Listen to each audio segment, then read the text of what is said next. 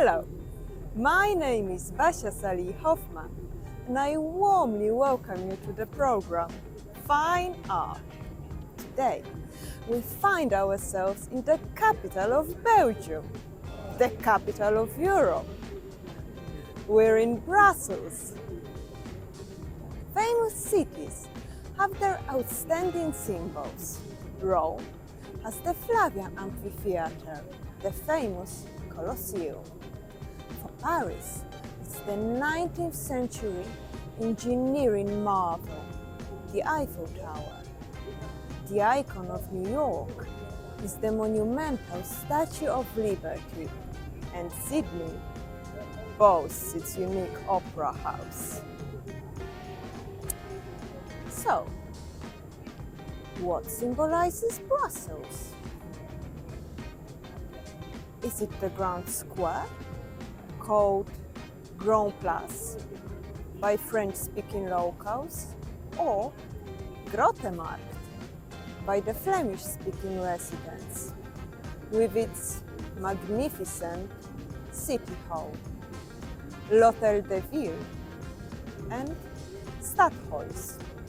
Well, the bilingual nature of Brussels resonates in the very nomenclature.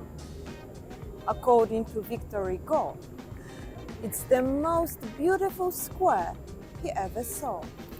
We owe this cohesive and harmonious architecture to the French invaders, who destroyed it nearly complete in 1695. Only the mentioned City Hall and a few adjacent buildings survived their brutal attack. Shortly after, the square was rebuilt, giving it that enchanting, uniform character.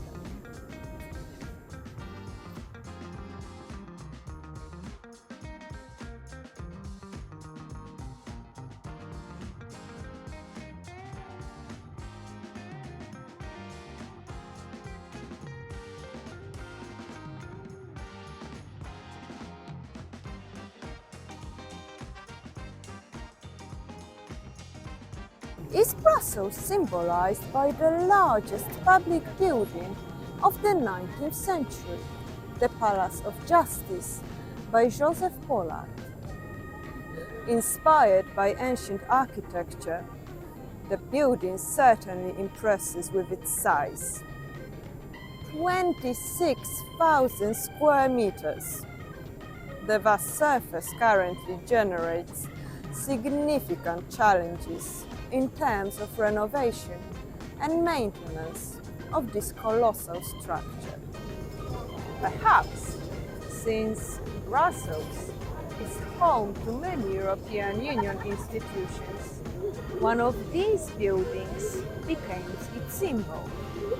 Maybe it's Caprice de Dieu, whim of the gods, reminiscent of a cheese by that name, and the dizzying sums invested in it. Ladies and gentlemen, the real symbol of Brussels, the capital of Belgium and the capital of all of Europe, is an unassuming statue of a little boy, mannequin piece. A boy who does nothing but urinate. There are various legends explaining this form of fountain. One of them tells that this is a representation of a royal son who got lost during the hunt with his father in the forests surrounding Brussels long ago.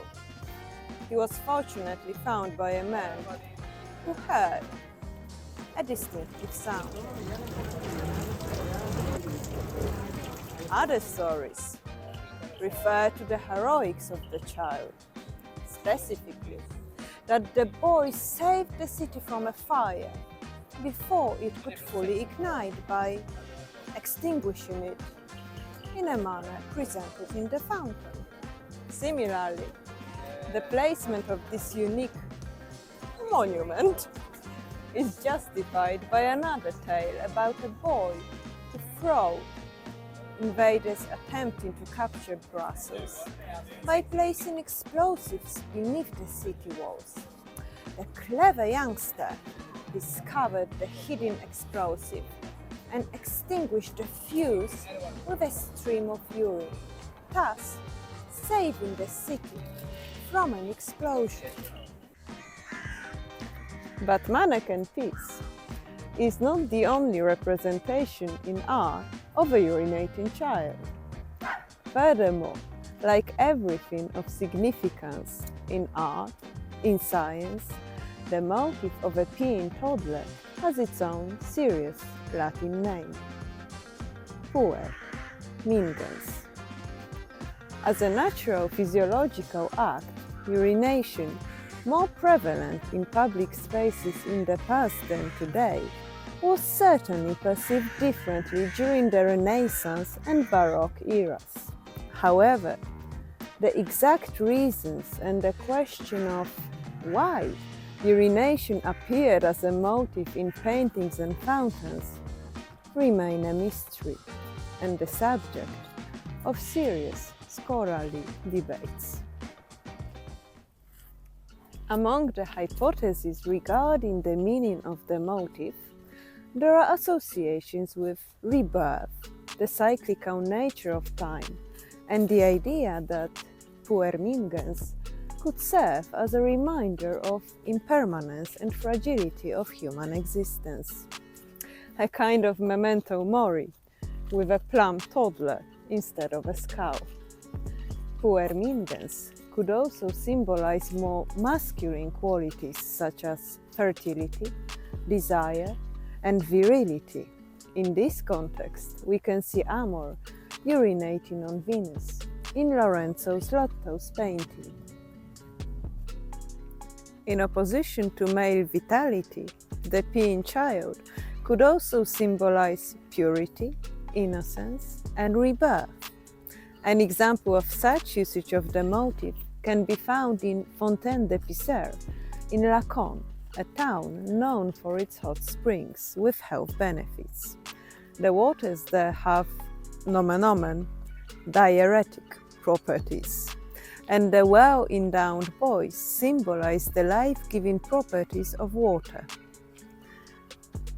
Fountains featuring puer mingens are far less common today than during the Baroque period, as they disappeared from gardens in later periods due to change in fashion. So, let's return to mannequin piece.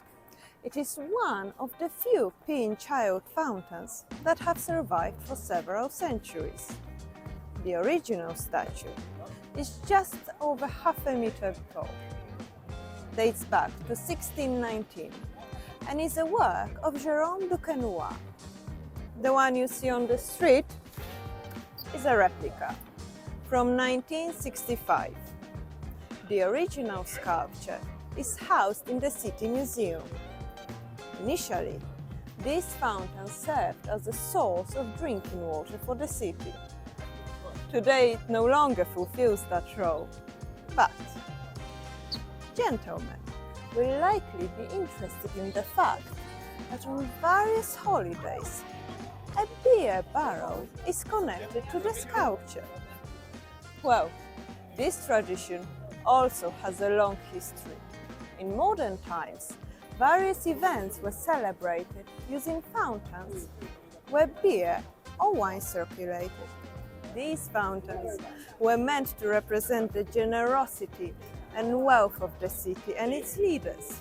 In this way, the townfolks could also partake in the festive celebrations. For the ladies, it might be intriguing to know that although mannequin piece is an adorable little naked boy, he boasts a very extensive wardrobe with hundreds of outfits, often brought by foreign delegations. But mannequin piece has a family in Brussels, so let's go and find them. Located a few hundred meters away from his little brother, in this quiet spot you'll find Janneke piece, her younger sister from 1985. This older younger sister, however, seems to have been arrested. Most likely for urinating in public, as little prisoner is separated from passerby by a steady grate. It's worth mentioning that the concept of gender equality in the fountains was seen differently in modern times. In the female version, the fountain was represented by Venus, from whose breasts streams of water flowed, symbolizing milk, of course.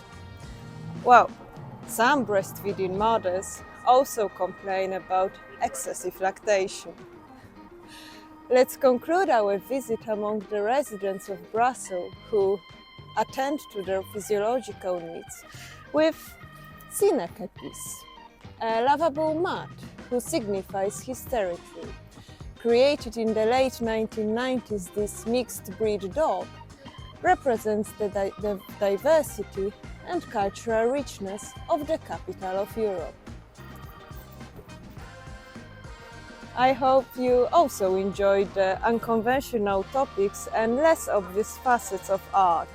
I warmly invite you to the next episodes.